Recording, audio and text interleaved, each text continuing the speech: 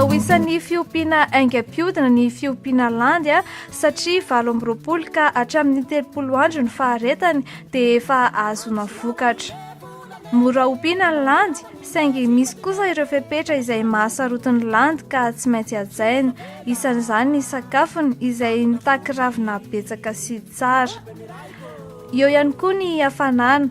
Tena mila hafanana ny landy mandritra ny fiompiana azy, indrindra mandritra ny volana marsa, avrila, mey ary ny volana jona.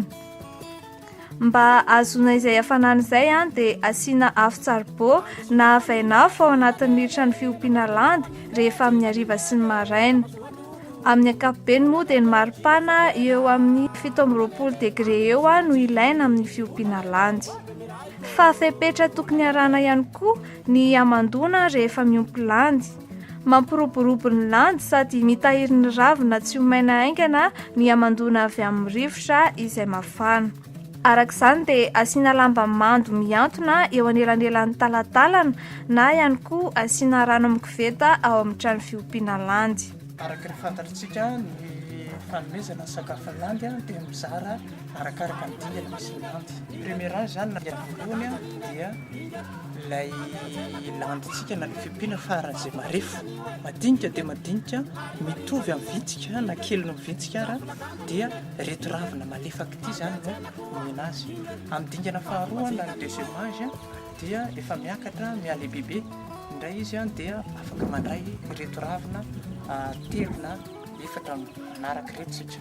Aoriana ny dingana faharoa dia ny dingana fahatelo dia fa tsy mifidy intsony izy ny ravina rehetra fa sakany daholo izy rehetra. Marihana fotsiny zany fa ny tian'ny landy, raha landy kely izy zany dia ny laingony dia hatrany amin'oloha zany ny laingony dia manarakaraka ary ny vatany. Fa mitaky fahadiovana ny fiompiana landy na ho an'ny mpiompy izany na ho an'ny landy ompiana. Mila sasana amin'ny ranona formol na eau de javel ny trano sy ny fitaovana iompiana ny landy ary mila midio amin'ny savony mandrakariva ihany koa ny mpiompy. Marihana fa mila solona matetika ihany koa ny lafika indrindra rehefa mando mba tsy ho bobongolo. Biby fiompy tsy mila lafika moa ny landy fa ireo ambon-dravina tsy lany no miangona ka lasa lafika. Mila zavatra azony androzanana ihany koa ny landy rehefa mamorona ireo akoran-dandy izy. Azo ampiasaina amin'izany ohatra ny apanga, ny ravikininina malazo, ny anjavidy na ihany koa ny mololona fatotra. Andro vitsivitsy no ilain'ny landy vao mahavita akora ary rehefa afaka herinandro dia tsy maintsy hotazana ny akora mba tsy hanapahan'ny lolon'ny kofehy. Dia ao aorian'ny fihotazana dia atao anaty kitapo lamba ny akora ka andrahoina ao anaty vilany be mba hamonoana ny soerina. Avy eo ny akora mba tsara endrika azy ary tehirizina ao anaty fitaovana madio sy maina ary azony rivotra. Arakaraka ny fikojakojana ny fitehirizana ny akora moa no mahatsara ny vokatra kofehy avy amin'ny landy.